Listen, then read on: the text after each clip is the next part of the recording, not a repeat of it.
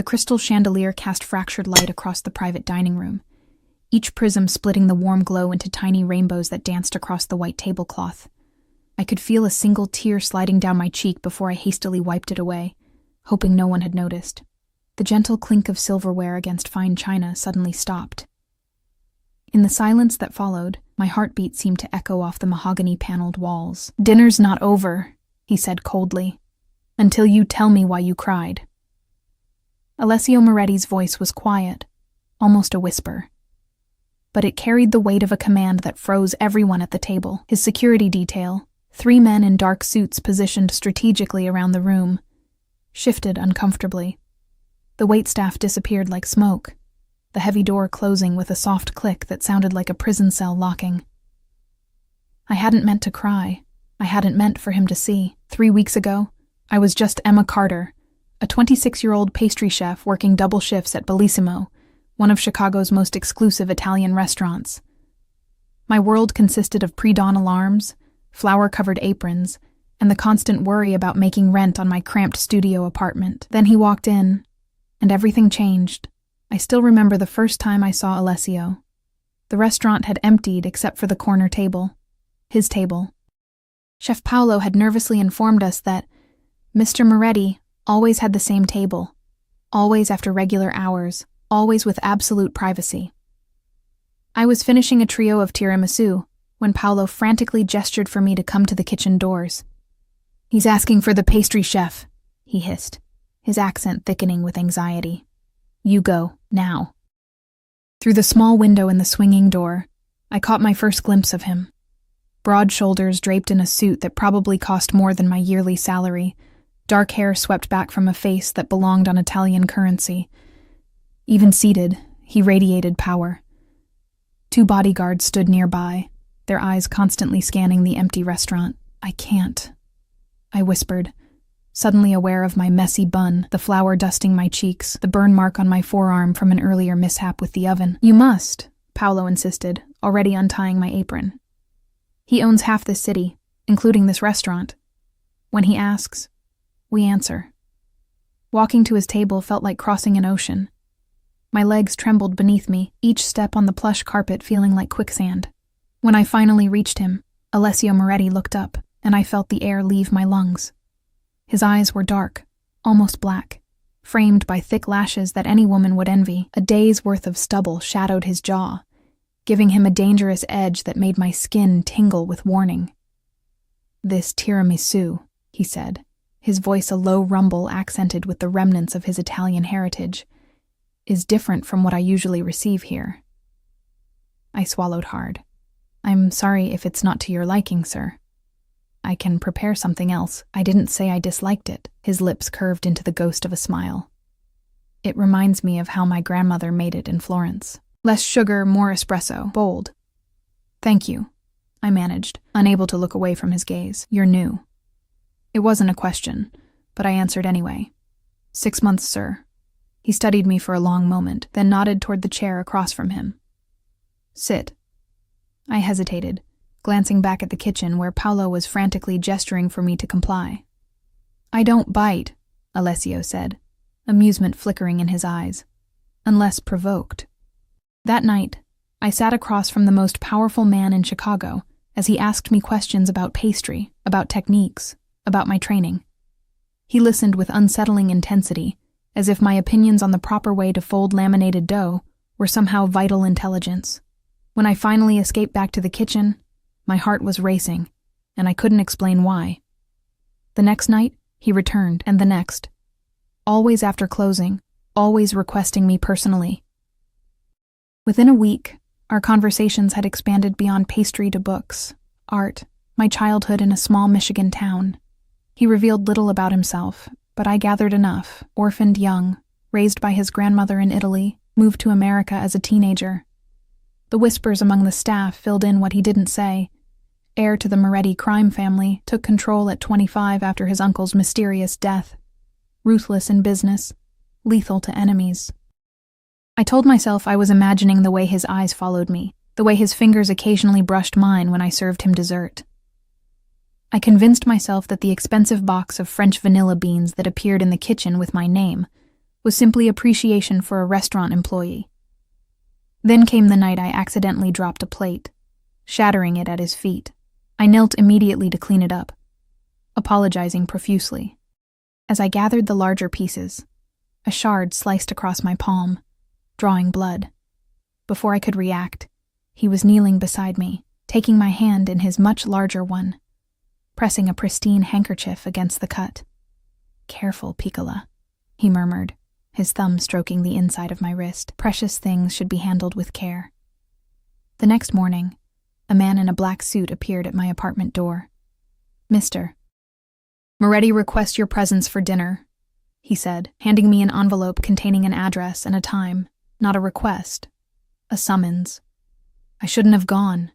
Every instinct told me to run in the opposite direction, but curiosity, or something deeper, pulled me to the address, a sleek high-rise overlooking the lake. The penthouse, of course. Dinner that night was prepared by a private chef in his sprawling apartment with its floor-to-ceiling windows and minimalist Italian furniture. Alessio watched me over candlelight, asking questions, drawing me out, making me laugh despite my nervousness. When his phone buzzed, he checked it with a frown. "Business," he said, standing. "Excuse me for a moment." While he stepped into another room, I wandered to the windows, gazing out at the twinkling lights of Chicago spread below us. The city looked different from up here, smaller, controllable, like a toy set that could be rearranged on a whim. "Beautiful, isn't it?" His voice came from directly behind me, startling me. "Yes," I managed, acutely aware of his proximity, the heat of his body just inches from mine. "I could give it all to you," he said softly, his breath warm against my ear. "Anything you want, Emma. You need only ask." I turned to face him, finding myself trapped between the cold glass and his warm body. "Why me?" I whispered. "I'm nobody." His smile was predatory, possessive. "You're not nobody. You just don't know it yet." That night marked the beginning. Expensive gifts appeared daily. Jewelry, designer clothes, a key to a new apartment in his building. When I protested, tried to return them, his expression darkened. "It pleases me to give you these things," he said, voice tight with controlled anger. "Do not deny me that pleasure." Gradually, I found my life being absorbed into his. My shifts at the restaurant were reduced, then eliminated. "You're too talented to work for others," he insisted. My friends' calls went unanswered as I spent more time in his world. Charity galas, exclusive restaurants, weekends at his lake house. When I mentioned visiting my parents, his jaw tightened. "Not now," he said. "It's not safe." "Not safe?" "They're my parents, Alessio. There are people who would use anyone I care about against me," he explained, cupping my face in his hands. "Until I'm certain they're protected, you stay where I can see you." I should have been frightened, should have seen the red flags. Instead, I was intrigued, flattered by his attention, seduced by his intensity, the way his eyes darkened when another man spoke to me, the possessive hand he kept on the small of my back, the expensive security detail that appeared when he couldn't be with me personally. All of it made me feel valued in a way I'd never experienced. That was before I learned the truth. Now, sitting in the private dining room of the city's most exclusive restaurant, I felt the weight of his stare as he waited for my answer. The tear had been involuntary, triggered by a text message I'd received under the table. A warning from the only friend who still tried to reach me. "Emma, you need to know who he really is. What he did to Michael. Please meet me. I can prove it, Michael." My ex-boyfriend who'd disappeared 3 months ago, shortly before I met Alessio. The police called it a missing persons case gone cold. I'd always assumed he'd simply left town after our breakup. "I asked you a question, Emma." Alessio's voice cut through my thoughts, sharper now. His handsome face was composed, but I knew him well enough to see the tension in his jaw, the dangerous glint in his eyes. "It's nothing," I lied, forcing a smile. "I just remembered something sad from a book I was reading." His expression didn't change, but his fingers tightened around the stem of his wineglass until I feared it might snap. With deliberate care, he set it down and nodded to his security team. "Leave us." The men exited without hesitation, leaving us alone in the cavernous dining room. Alessio rose from his chair with fluid grace, moving around the table until he stood beside me, With gentle fingers that belied the steel in his voice, he tilted my chin up, forcing me to meet his gaze. 6 weeks I have known you, Emma, he said softly. In that time, I have given you everything. My time, my protection, my trust. The one thing I cannot abide is lies. His phone appeared in his other hand, the screen illuminated with a text. My text, the one from my friend. My blood turned to ice. Your phone, I whispered. How did you... Everything that is yours is mine to protect, he said simply, including your communications. You've been monitoring my phone? I pulled away from his touch, anger momentarily overcoming fear. That's invasion of privacy, Alessio. You can't just... I can do whatever is necessary to keep what's mine safe. His voice remained calm, reasonable, as if explaining something to a child. Now, tell me about Michael. The name on his lips sent a shiver down my spine. He was my boyfriend. We broke up 3 months ago. He left town. Did he? Alessio raised an eyebrow. Or did he disappear? The way he emphasized the word made my stomach clench. What are you saying? He sighed, returning to his seat and gesturing for me to remain in mine. I had hoped to wait before having this conversation, but it seems your friend has forced my hand. What conversation? About who I am, Emma. About who you're with. I swallowed hard, my mouth suddenly dry. I know who you are. His laugh was without humor. You know what I've allowed you to see. He took a sip of wine, his eyes never leaving mine. Your Michael was a thief, Piccola. He stole from me, a considerable sum. When confronted, he attempted to bargain with information about you. My mind reeled. That's impossible. Michael was an accountant. He wouldn't... For the Berlucci family, Alessio cut in. My rivals. He was their plant, embedded in one of my legitimate businesses. And when caught, he offered you as a distraction. No, I whispered, the room spinning around me. That can't be true. He showed me your picture, Alessio continued relentlessly. Told me you worked at Bellissimo, suggested I might find you entertaining. A peace offering, he called it. The nausea rose in my throat. And so what, you decided to check out his girlfriend? For entertainment? I decided to see for myself what kind of woman would be with a man like that. He corrected. I intended one meeting, perhaps to gather information. I did not expect... He paused, something vulnerable flickering across his face before disappearing. I did not expect you. What happened to him? I asked, dreading the answer. Alessio's expression revealed nothing. He's alive, if that's your concern. Relocated with a new identity after repaying his debt. Relief flooded me, quickly replaced by confusion. Then why would my friend say, because Sofia Berlucci would say anything to get you away from me? He interrupted. She's not your friend, Emma. She's the daughter of my enemy, trying to use you as her father once tried to use Michael. My mind raced as I processed Alessio's words. The name Berlucci hung in the air between us. A family I'd heard whispered about, even in the kitchen of Bellissimo. Rivals to the Moretti Empire, equally powerful and twice as ruthless. And Sofia, my friend from culinary school, was their daughter? It seemed impossible. I don't believe you, I said, my voice stronger than I felt. Sofia has been my friend for years. She wouldn't... Check your phone, Alessio said, sliding it across the table toward me. Her real number, not the one she's been texting you from recently. With trembling fingers, I opened my contacts and found Sofia's entry.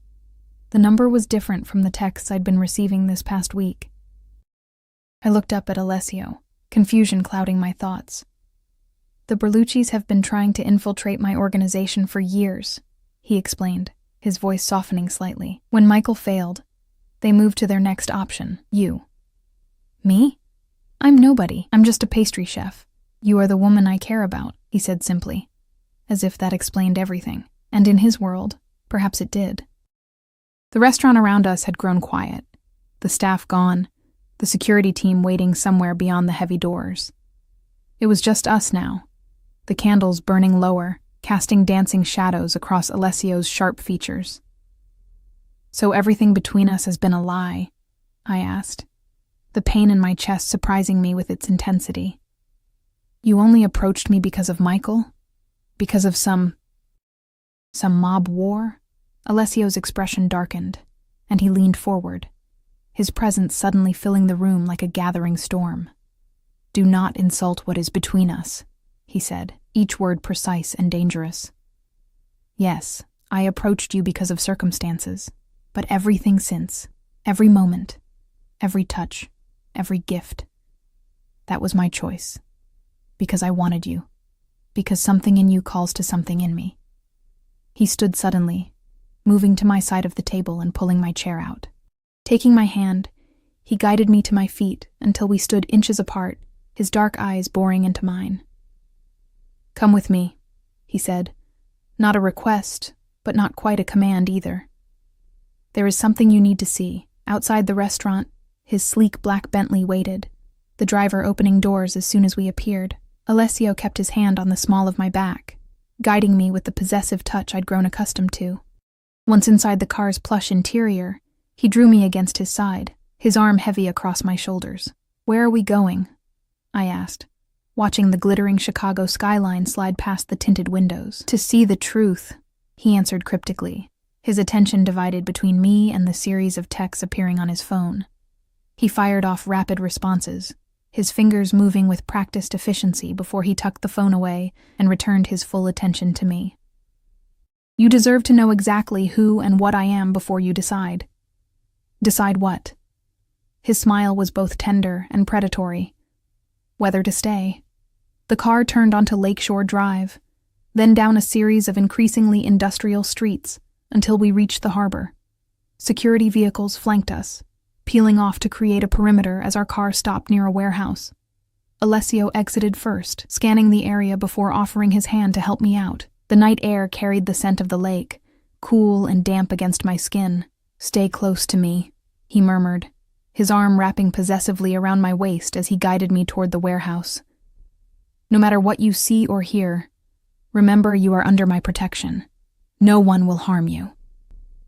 The warehouse interior was brightly lit and surprisingly clean. Men in suits nodded respectfully as Alessio passed, their eyes curiously taking in my presence before quickly looking away.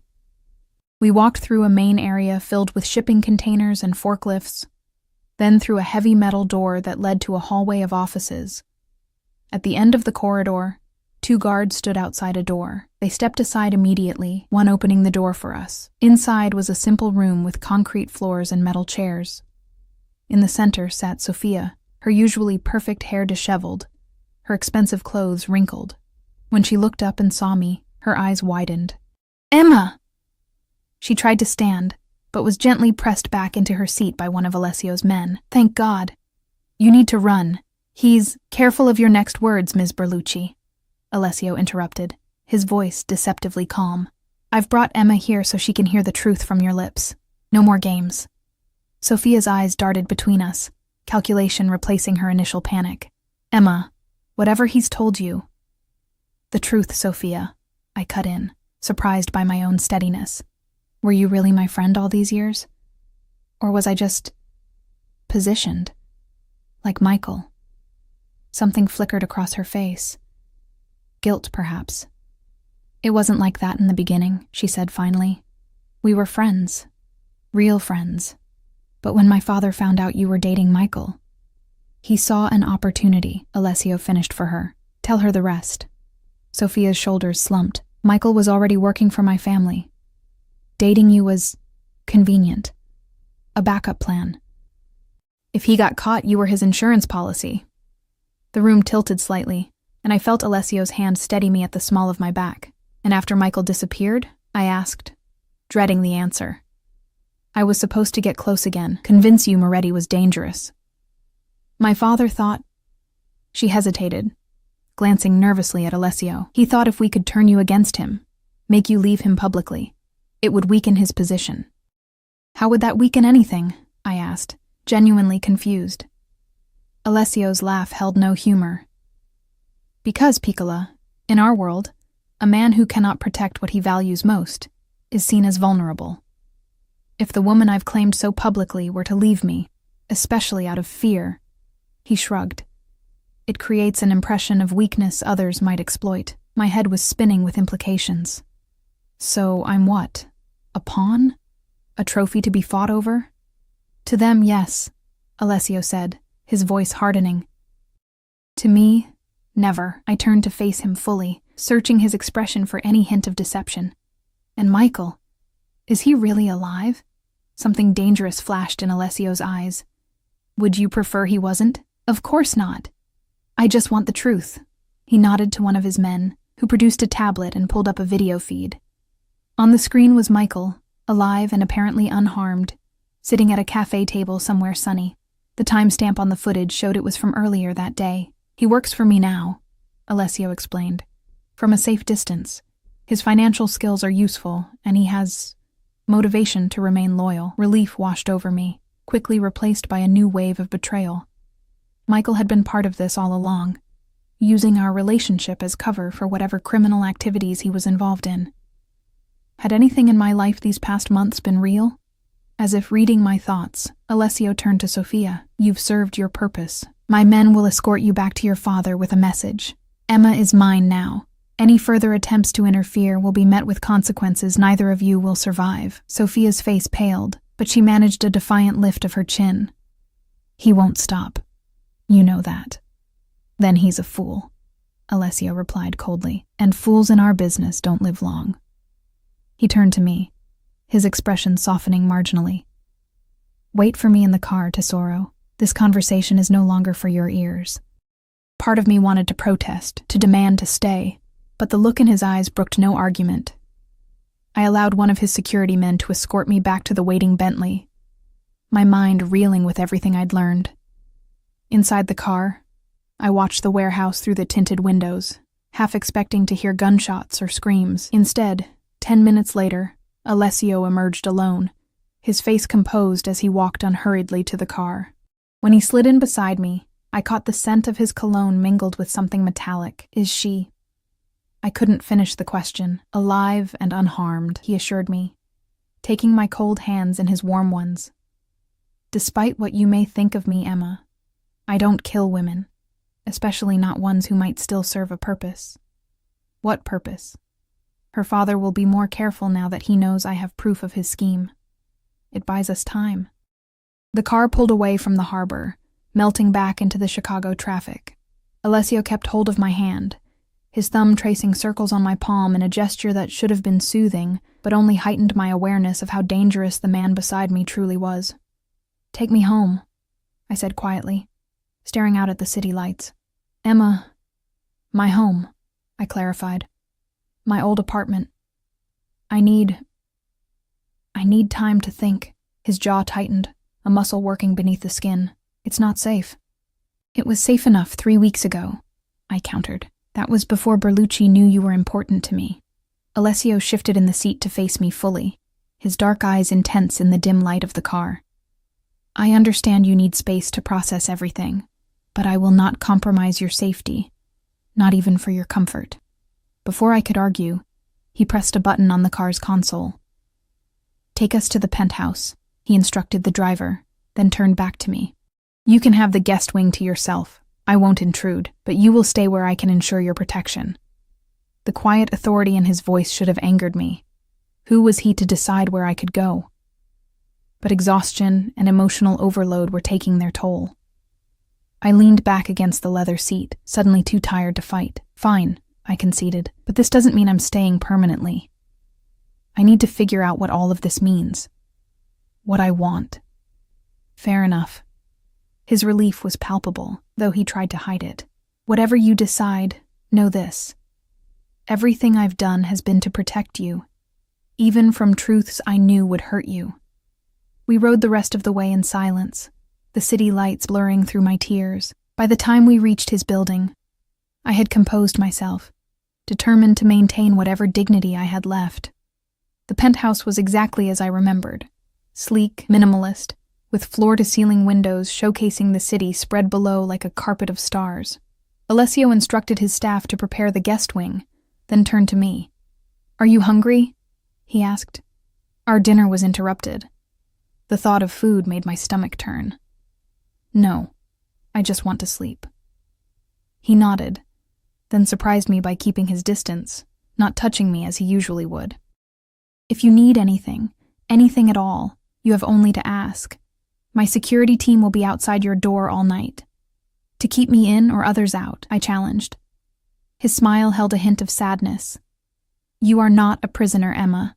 The door locks from the inside. You have my word. Left alone in the luxurious guest suite, I peeled off my dress, one of many he'd given me, I realized with a pang, and stood under the shower until the water ran cold, as if I could wash away the events of the evening. Wrapped in a plush robe, I sat on the edge of the bed, staring out at the Chicago skyline. My old life seemed a million miles away, a distant memory of a different person.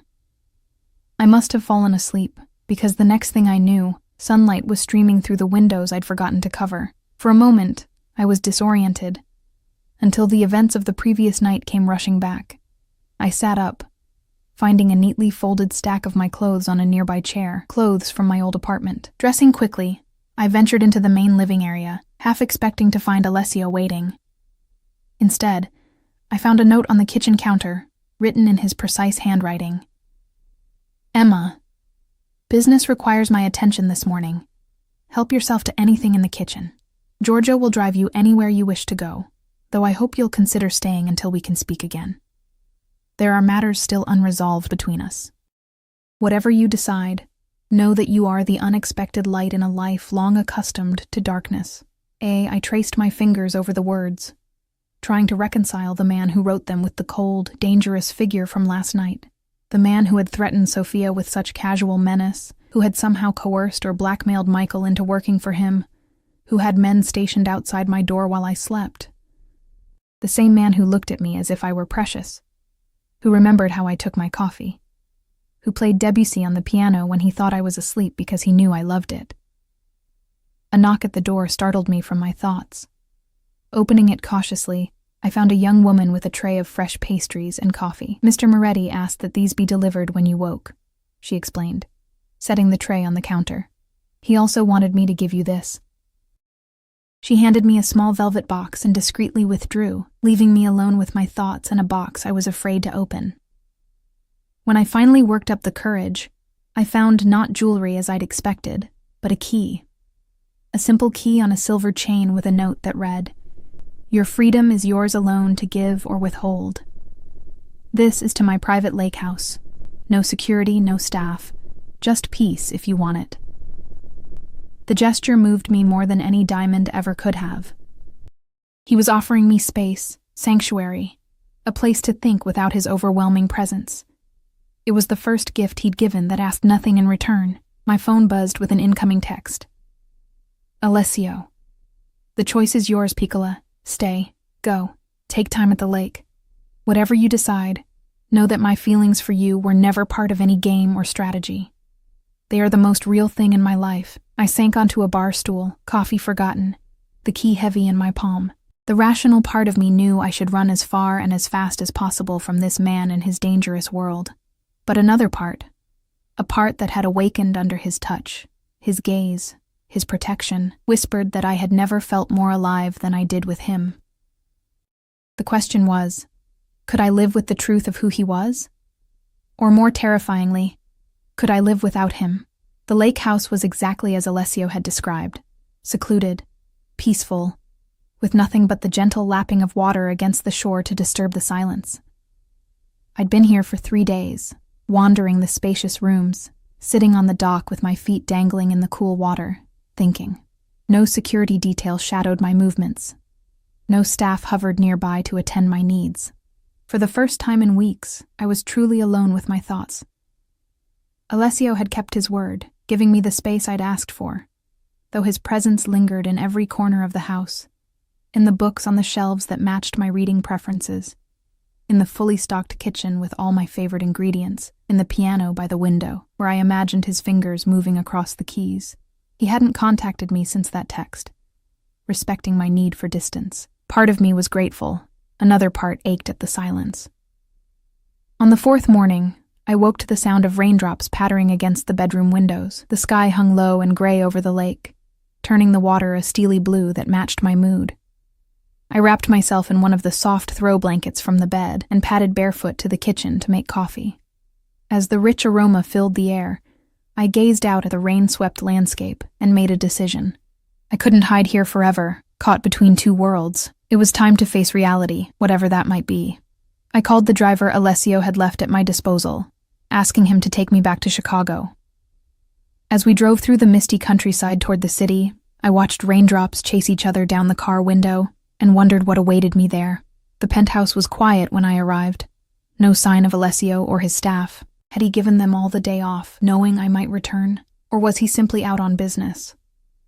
I set my overnight bag down and moved through the familiar space, noticing small changes, fresh flowers in the vases, a new painting on the wall, a stack of cookbooks on the kitchen island that hadn't been there before. I was standing by the windows, watching storm clouds gather over the city, when I heard the elevator doors slide open.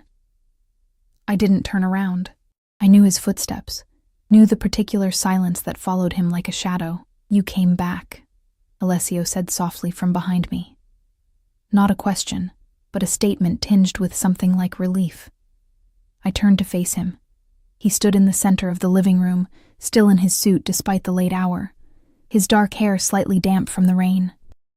His face gave nothing away, but his eyes, those eyes that had haunted my dreams at the lake house, watched me with an intensity that made my heart race. "I came to talk," I said, proud of how steady my voice sounded. "I have questions." He nodded once, shrugging out of his suit jacket and draping it over the back of a chair. "Ask anything.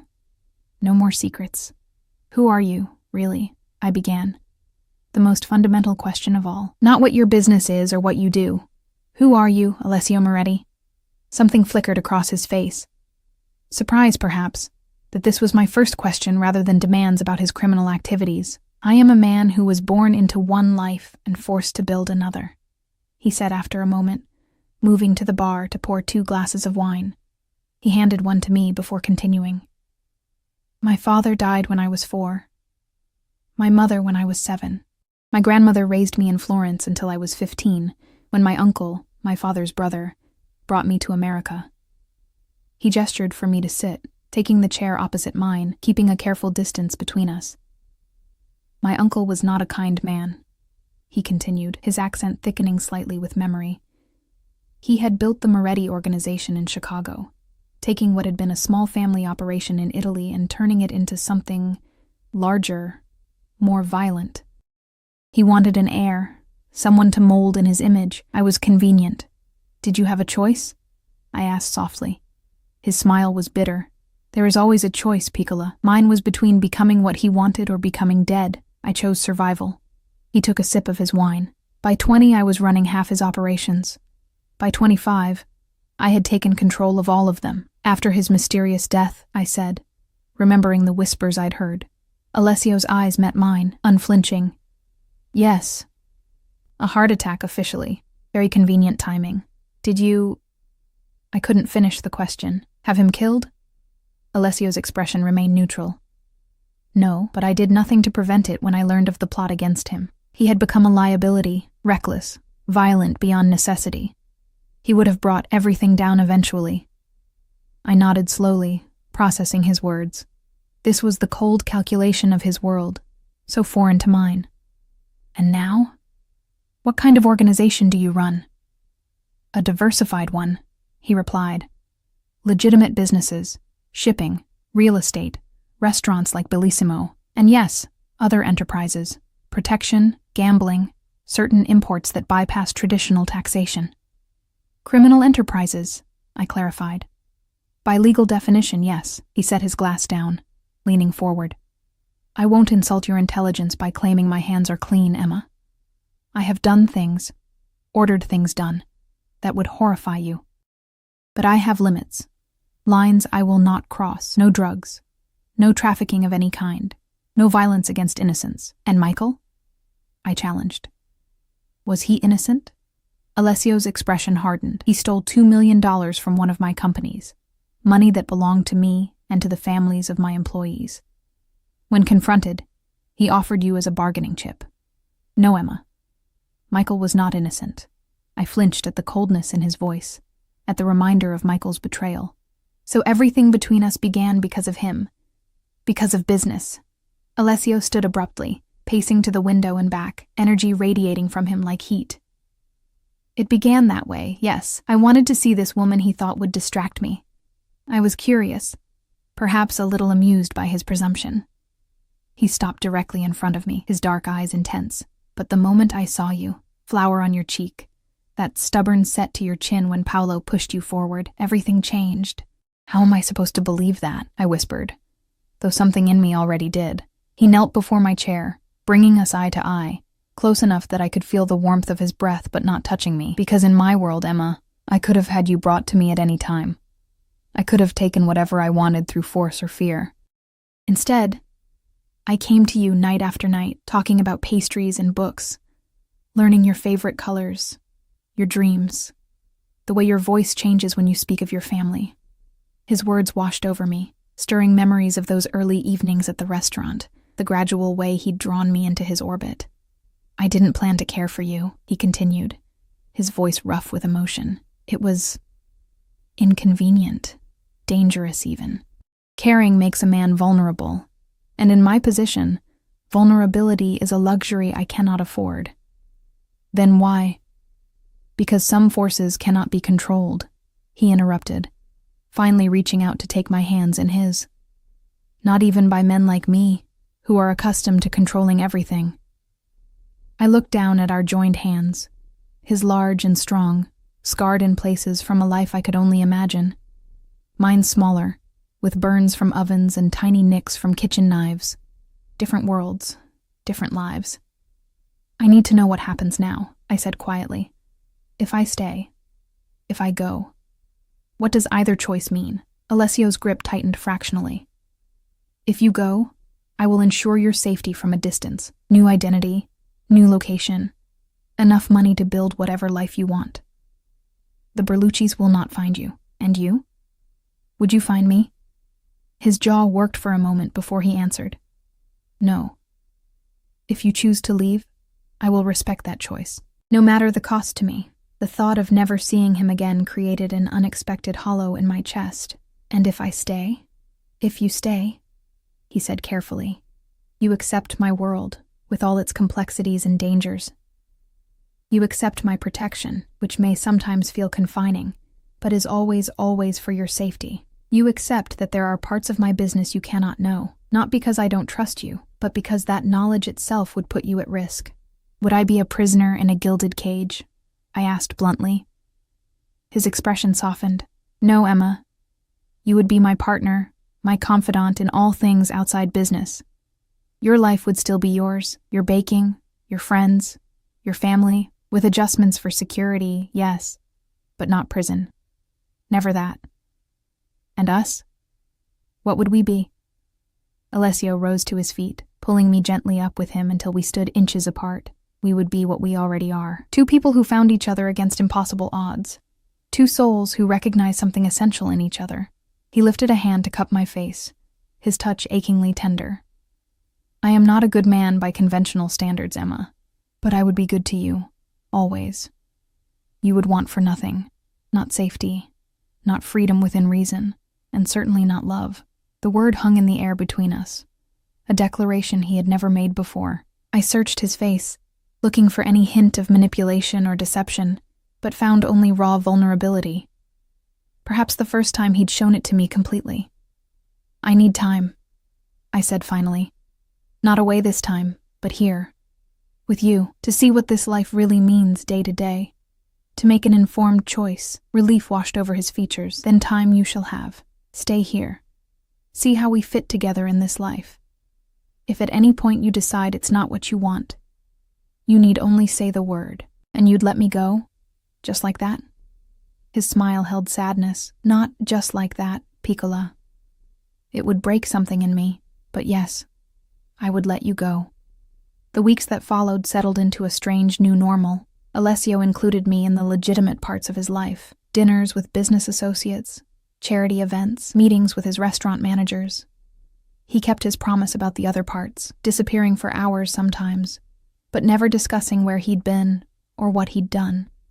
I found myself rebuilding my own life within the framework of his. I began creating desserts again, testing recipes in his state-of-the-art kitchen. When I mentioned missing the creative work, he arranged for me to consult on the menus at his restaurants, giving me purpose beyond being Alessio Moretti's woman, as I'd heard myself described at events. Security remained a constant presence, but I grew accustomed to the men who shadowed me when I ventured out alone, to the careful sweeps of rooms before I entered, to the protocols that governed our movements. There were moments of frustration, certainly, times when I wanted the spontaneity of my old life, when the weight of always being watched felt suffocating. But there were other moments, too. Mornings waking to Alessio's sleeping form beside me, his face relaxed and younger in repose. Evenings when he would read aloud to me in Italian, his voice wrapping around the beautiful words like silk. The night he took me to the rooftop garden he'd had installed because I'd once mentioned missing growing herbs like I had on my old apartment's fire escape. Through it all, he never pressed me for a final decision. Never tried to influence my choice beyond being himself.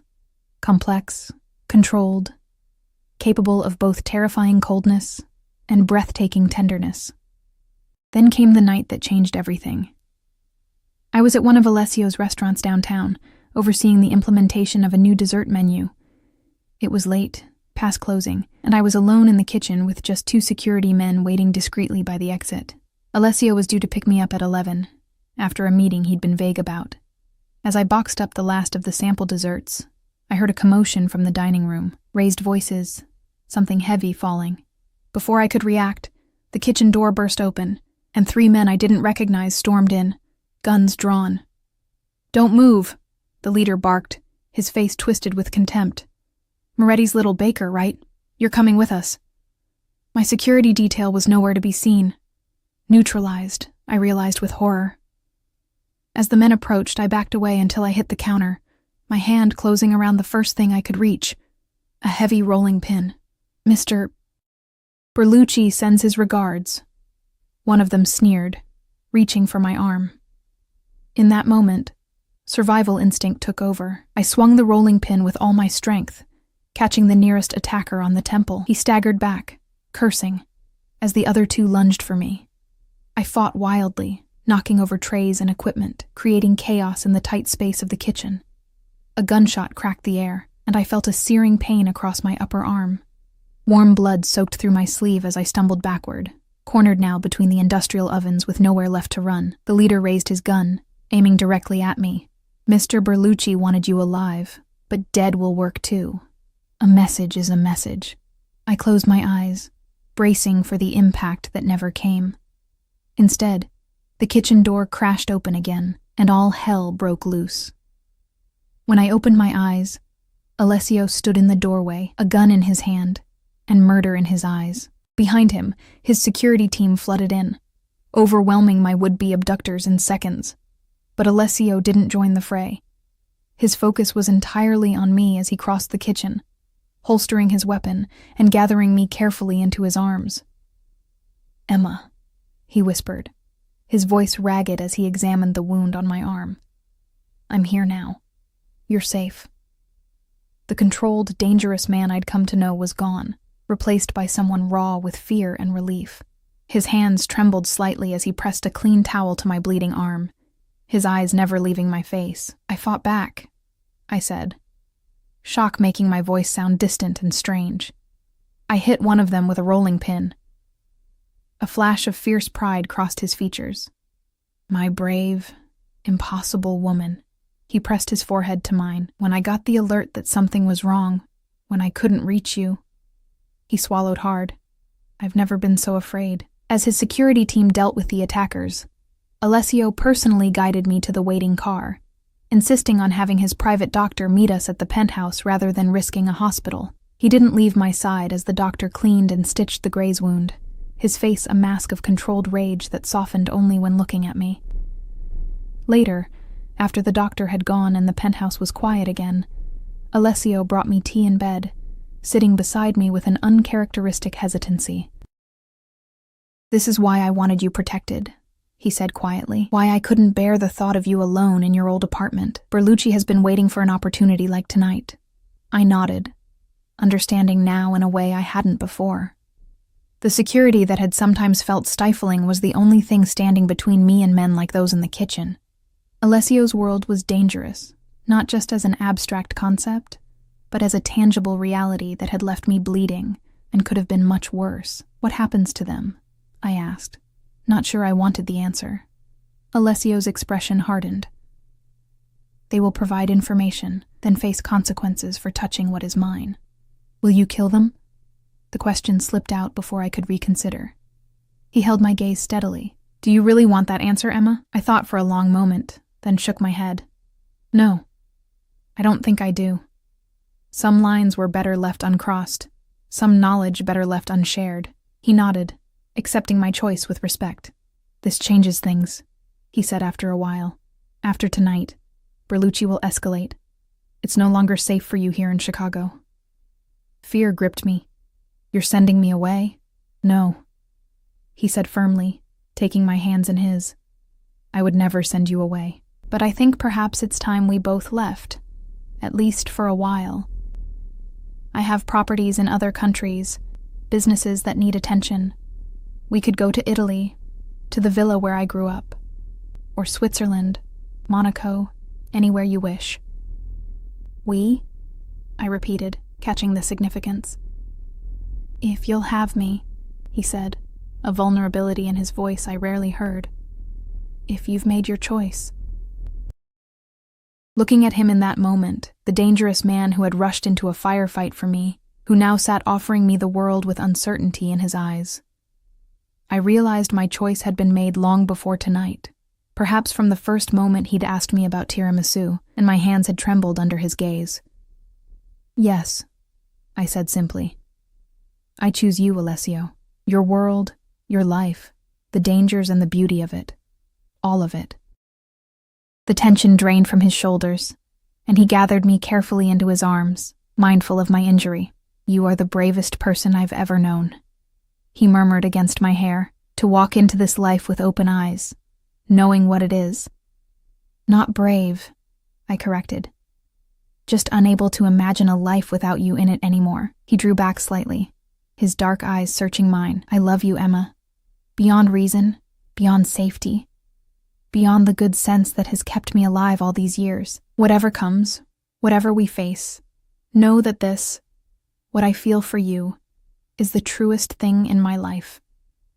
In that moment, with Chicago glittering beyond the windows and the echo of danger still fresh in my mind, I knew I'd crossed a threshold. There would be no returning to the person I was before. The pastry chef who worried about rent and flour deliveries, who lived in a world where the greatest danger was a burned hand from a hot oven. But as Alessio's arms tightened around me, as his heartbeat steadied beneath my ear, I found I didn't want to go back. This complex, dangerous, beautiful life with him was where I belonged now. Whatever came next, we would face it together. 3 months later, the Italian countryside stretched before us in endless waves of green and gold, vineyards climbing the gentle slopes of hills crowned with cypress trees. The Moretti family villa sat nestled among them, a sprawling stone structure that had stood for centuries, weathering wars and politics and the changing tides of fortune. I stood on the terrace, breathing in the scent of lavender and rosemary from the gardens below, watching the setting sun paint the landscape in hues of amber and rose. My arm had healed, leaving only a thin silver scar to remind me of that night in Chicago, the night that had changed everything. €1 for your thoughts, Alessio's voice came from behind me, followed by the warmth of his body as he wrapped his arms around my waist, pulling me back against his chest. Just thinking how different my life is now, I replied, leaning into his embrace. 3 months ago, I was in a kitchen in Chicago. Now I'm in a villa in Tuscany with a man who has business meetings with people whose names I'm not allowed to know. His chuckle vibrated against my back. Not all of my meetings are so mysterious. This morning was simply with the vineyard manager. Very legitimate, I assure you. I turned in his arms to face him, taking in the sight that still made my heart race. Alessio in casual linen pants and a simple button-down shirt, more relaxed than I'd ever seen him in Chicago. Here in Italy, away from the immediate pressures of his American operations, he seemed younger, less burdened. The dangerous edge was still there.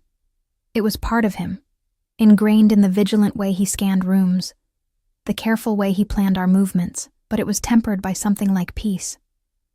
The staff says dinner is ready, he said, brushing a strand of hair from my face. I've asked them to serve it in the garden pavilion tonight. Hand in hand, We walked down the stone steps to the garden level, where a secluded pavilion stood surrounded by olive trees. The table was set with fine china and crystal, candles flickering in the gentle evening breeze. A bottle of wine, from Alessio's own vineyard, was already open and breathing. As we settled into our chairs, the villa's chef personally served the first course, a delicate mushroom risotto that made me close my eyes in pleasure at the first taste. "I've been thinking," Alessio said, watching me with a smile, "about your talents going to waste." I raised an eyebrow. "I've been experimenting in the kitchen almost every day. For us, yes. But you were meant for more than private baking. There's a small pasticceria in the village that's been struggling since old Signor Bianchi retired. His daughter has tried to keep it going, but..." He shrugged. "She lacks your gift. And you just happen to know this because..." His smile was unapologetic. "Because I own the building. Most of the village, actually. Family investments from generations back." I shook my head, still adjusting to the scope of Alessio's holdings, legitimate and otherwise. "So what are you suggesting? That I take over some poor woman's struggling business? I'm suggesting a partnership, investment, mentorship, whatever you wish to call it." He reached across the table for my hand. "You've given up so much to be with me, Emma. Your career, your independence. I don't want you to look back one day and resent those sacrifices." The gesture touched me deeply. Since leaving Chicago, I'd thrown myself into learning Italian cooking from the villa's chef, exploring the local markets, creating new recipes in the massive kitchen. But I'd missed the purpose and pride that came with professional work. "Would it be safe?" I asked, the question that now underscored every decision in our lives. "The situation with Berlucci has been resolved," Alessio said carefully. We both knew what that meant. 2 weeks after our arrival in Italy, news had reached us of Vincent Berlucci's arrest on federal charges, evidence provided by an anonymous source. With him awaiting trial and his organization in disarray, the immediate threat had diminished. Besides, here in the village, everyone has known my family for generations. They are loyal, and they are watchful. I considered his offer, imagining a small shop with my creations in the window, becoming part of this ancient community that had embraced me as Signora Moretti, despite the lack of any formal title. The idea was appealing, a piece of normalcy in our decidedly abnormal life. "I'd like that," I said finally. "Thank you for understanding what I need." His expression softened with tenderness. "I may not always get it right, Piccola, but I will always try to understand you." As we finished our meal, Alessio grew quieter, more contemplative. By the time dessert was served, a traditional panna cotta that the chef had prepared under my direction, he seemed almost nervous, an emotion I'd rarely seen in him. "Is everything okay?" I asked, setting down my spoon. He cleared his throat, reaching into his pocket. "There is something I've been wanting to ask you. Something I've thought about since that night in Chicago when I almost lost you." My heart skipped as he withdrew a small velvet box and set it on the table between us. "I am not a traditional man," he began, his voice lower than usual. "And ours has never been a traditional relationship. But some traditions have value." He opened the box, revealing a ring that caught the candlelight and scattered it in prisms across the table, an oval diamond surrounded by smaller stones, set in platinum. This was my grandmother's, the only piece of my family history I've ever truly cherished. He stood and came around to my side of the table, kneeling beside my chair in a gesture so unexpected from this proud, powerful man that tears sprang to my eyes. "Emma Carter," he said, taking my hand in his. "You came into my life by chance and stayed by choice. You've seen the worst of my world and still found something in me worth loving. Will you marry me? Become my wife in name as you already are in my heart?" For a moment, I couldn't speak past the emotion tightening my throat. This man who commanded an empire, who struck fear in his enemies, was looking up at me with vulnerability in his dark eyes, awaiting my answer as if his life depended on it. "Yes," I whispered. Then louder, "Yes, Alessio." Relief and joy transformed his face as he slid the ring onto my finger, then rose to pull me into his arms. His kiss was tender at first, then deepened with passion and promise. his hands framing my face as if I were something infinitely precious. "I will spend my life making sure you never regret this choice," he murmured against my lips. Later that night, as we lay tangled together in the massive four-poster bed that had belonged to Moretti men for generations, I traced patterns on Alessio's bare chest, thinking about the journey that had brought us here. "Tell me something real," I said softly, an echo of a game we'd started in Chicago, a way to share truths that mattered. "Something you've never told anyone." He was quiet for so long, I thought he might have fallen asleep. Then, his voice came low in the darkness. "I'm afraid of becoming my uncle." I propped myself up on an elbow to see his face, shadowed in the moonlight streaming through the windows. "What do you mean?" "He wasn't always a monster," Alessio said, his eyes fixed on the ceiling. "My father used to tell stories of their childhood, of my uncle's kindness, his sense of justice. But power changed him. Year by year, decision by decision, he grew harder, colder, until there was nothing left of the boy my father had loved." I laid my palm against his chest, feeling his heartbeat strong and steady beneath my touch. "You're not him, Alessio. I've done things, Emma, ordered things done, necessary things to protect what's mine. But still..." He covered my hand with his own. "Sometimes I look in the mirror and see him looking back at me. The difference is that you're afraid of becoming him," I said quietly. "That fear, that awareness, is what will keep you from following his path." He turned to face me, his expression open in a way it rarely was. "You keep me human, Piccola. Before you, I was becoming exactly what my world demanded. Calculating, ruthless, isolated. You remind me there's more to life than power and control." I leaned down to kiss him softly. "Then I'll keep reminding you.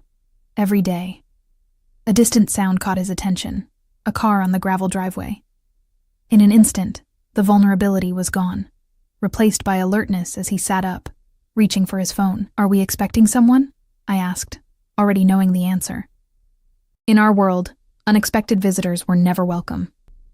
No, he was out of bed in one fluid movement, pulling on pants and retrieving a gun from the bedside drawer.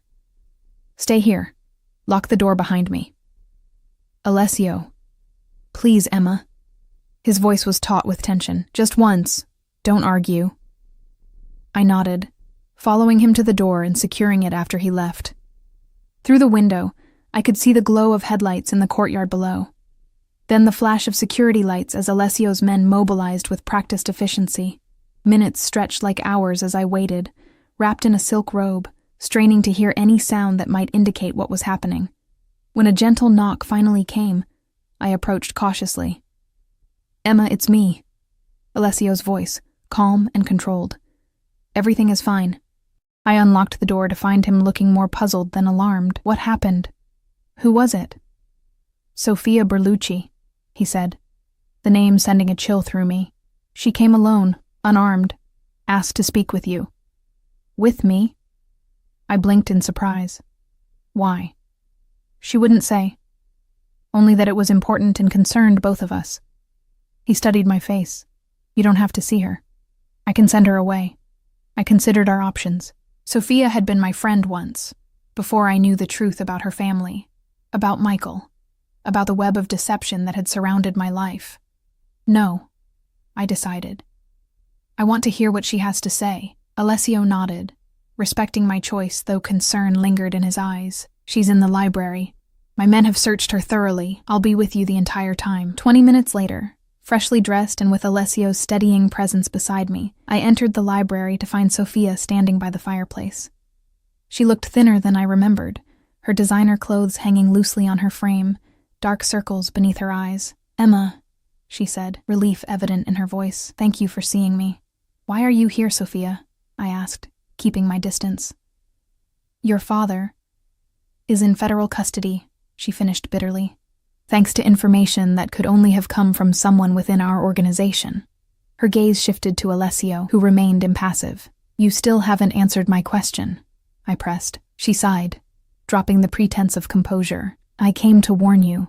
My father may be in jail, but he still has loyal men. He's ordered a hit on both of you, blood vengeance for his arrest and humiliation." Alessio's expression didn't change, but I felt him tense beside me. "Why would you betray your family to warn us?" he asked, skepticism evident in his tone. Sofia looked directly at me.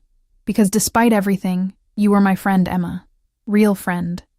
The things my father asked me to do, using you, manipulating you, I've never forgiven myself. And I'm supposed to believe this sudden attack of conscience? Alessio's voice held dangerous skepticism. Believe what you want, Sofia shot back. But my father destroyed our family with his obsession to take you down. My brother is dead because of it. My mother has fled to relatives in Sicily. All I have left is the knowledge that I can choose a different path. I studied her face, looking for signs of deception. The Sofia I'd known in culinary school had been a gifted liar, but the woman before me now seemed stripped of pretense, raw with a grief I couldn't doubt. What exactly is this warning? I asked. Who has he sent? Anton Russo and his crew, she replied. 5 men, former special forces. They traced you to Italy 3 weeks ago and have been watching, waiting for an opportunity. Alessio's phone was already in his hand, texting rapid instructions to his security team. How do they plan to make their move? He demanded. They know about the pasticceria in the village, Sofia said, the information causing me to gasp softly. The purchase had only been finalized yesterday. They'll wait until Emma establishes a routine there, then strike when she's most vulnerable. Alessio swore under his breath, his free hand finding mine and squeezing gently. How did you learn this? My father calls me from prison, Sofia explained. He thinks I'm still loyal, still his perfect daughter. He told me himself, gloating about how he would destroy your happiness as you destroyed his freedom. The implications settled heavily between us. If Sofia was telling the truth, she was cutting her last ties to her family, committing a betrayal her father would never forgive. Why should I believe you? Alessio asked again, though I could tell from his tone that he already did. The specificity of her information, the risk she'd taken coming here alone, it rang true. Sofia reached into her pocket, causing Alessio to tense, but she withdrew only a small flash drive. Everything I know about my father's operations, his contacts, his assets the feds haven't frozen, enough to ensure he never leaves prison, never rebuilds. She placed it on the table between us. My final gift to you both, after this, we're even. I looked at Alessio, seeing the calculations running behind his eyes. If you're lying, he began. I'm not, she cut him off. But verify everything. I expect nothing less. There was a momentary standoff, years of family enmity hanging in the air between them. Then Alessio gave a short nod and picked up the flash drive. My men will escort you to the border. After that, I suggest you disappear, permanently. Already planned, she said with a sad smile. She turned to me, hesitating. I am sorry, Emma, for everything. Before I could respond, she was gone, escorted from the room by Alessio's security chief. The silence she left behind felt heavy with unresolved emotion and new danger. Do you believe her?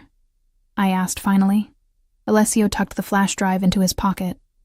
Yes. The information about the pasticceria. That was too specific to be a bluff. He pulled me into his arms, his body tense with controlled anger. But it changes nothing.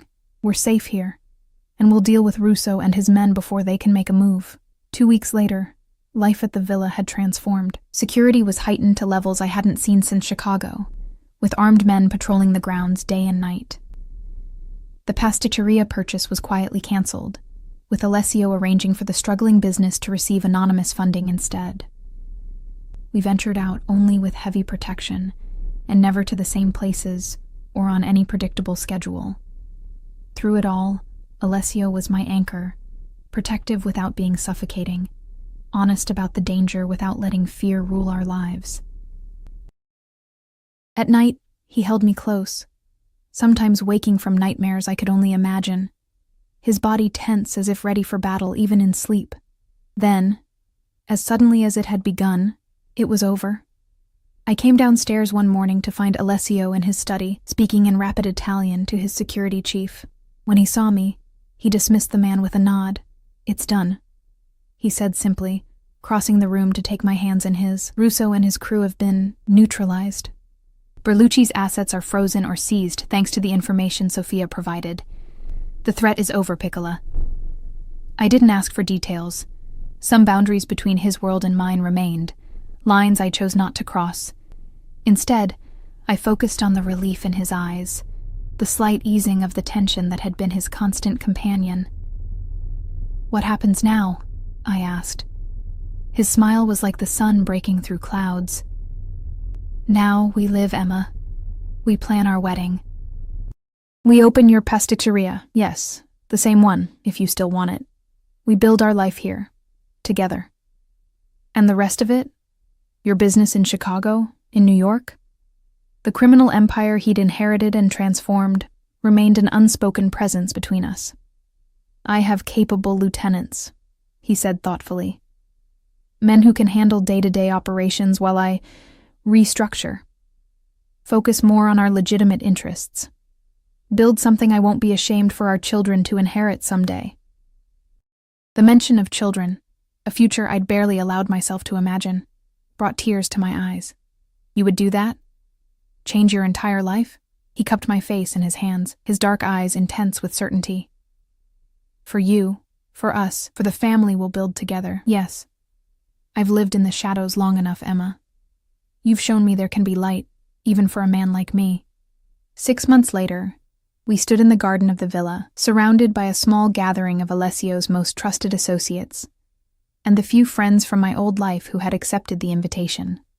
My parents sat in the front row, still somewhat dazed by their daughter's transformation from struggling pastry chef to the wife of an international businessman. They didn't know the full truth about Alessio, and never would, but they had grown to care for him during their visits, won over by his evident devotion to me. As we exchanged vows beneath an arbor draped with white roses, Alessio's eyes never left mine. "I promise to protect you, to cherish you, to walk beside you through whatever life brings," he said, his voice steady and sure. "You found me in darkness and brought me into light. For that alone, I would love you eternally, but you've given me so much more. My heart, my life, my future, they're yours, now and always."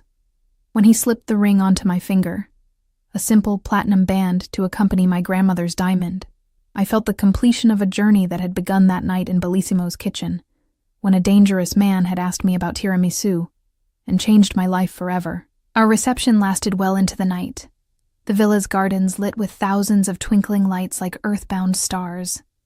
As Alessio led me in our first dance, he pulled me close, his lips brushing my ear. "Happy, Mrs. Moretti," he murmured. I smiled up at the complex, dangerous, tender man who had become my husband, more than I ever thought possible. Later, as we stood on the terrace watching our guests depart, Alessio wrapped his arms around me from behind, his chin resting on my shoulder. "I have one more surprise for you," he said, pressing a set of keys into my palm. "A wedding gift." I looked down at the keys, then back at him questioningly. "The pasticceria," he explained. "It's yours now. Completely yours. The business, the building, in your name only.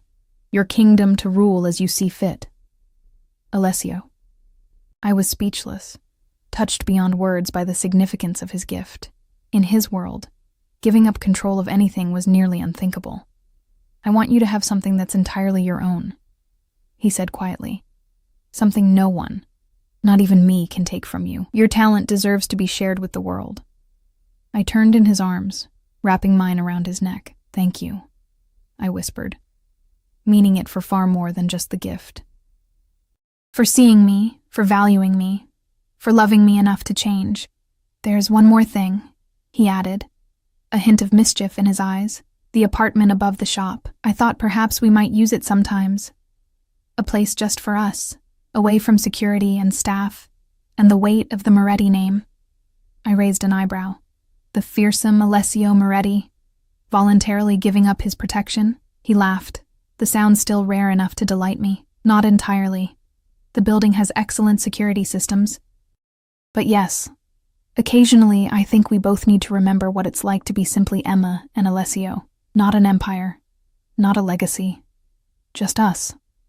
As the moon rose over the Tuscan hills, casting silver light across the ancient stones of our home, I leaned into my husband's embrace, marveling at the journey that had brought me here. From a tearful moment at a dinner table to a life I could never have imagined. All because a dangerous man had once demanded to know why I cried. "I love you," I said simply, the words carrying the weight of everything we'd overcome.